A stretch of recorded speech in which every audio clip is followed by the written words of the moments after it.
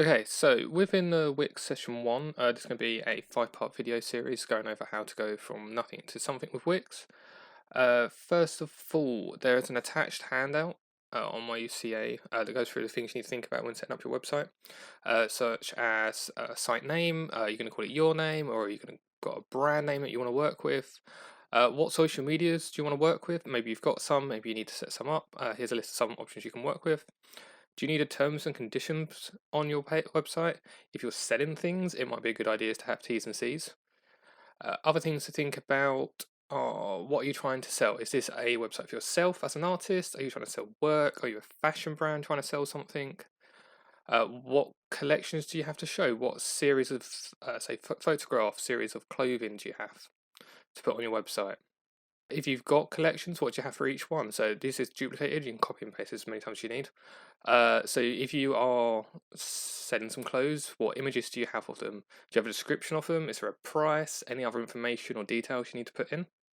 When setting up your website, your social media, your emails, everything, it's worth thinking about getting a professional email, because using something like fluffy unicorns from when you were 14, it's not going to give that a professional look.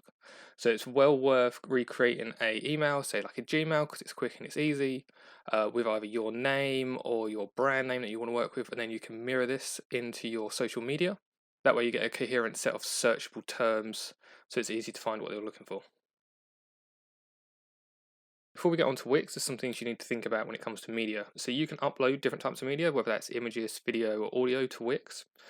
Wix comes in different price plans, from free plans to paid e-commerce plans. It doesn't matter which plan you get, all of them have a specific amount of space that you can upload media to.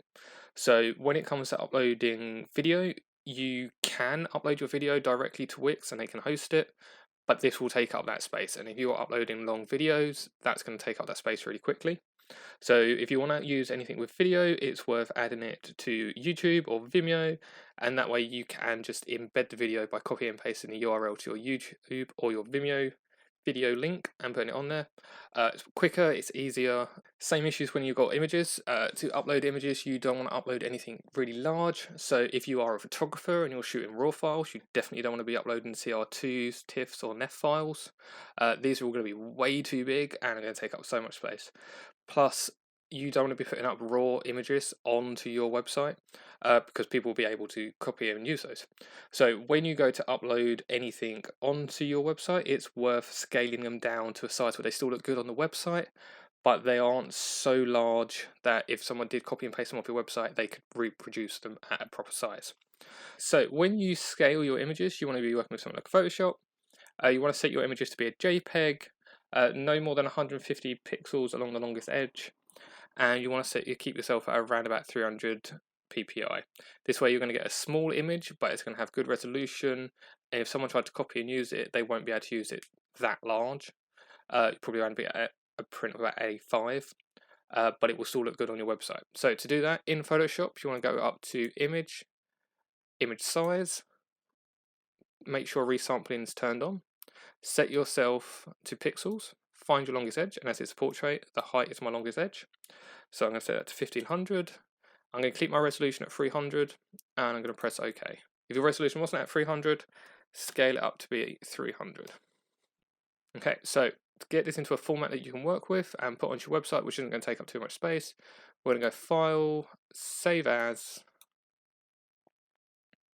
make sure it says JPEG. I'm just going to put this on my desktop, hit Save, and then when you get to this JPEG window options, here, as long as you've got preview turned on, it will show you how big roughly your file is going to be. So as it is JPEG, and it is only 1500 pixels along the longest edge at 300 ppi, it's 1.1 megabytes, so it's not very large, so it's not going to take up much space on the website.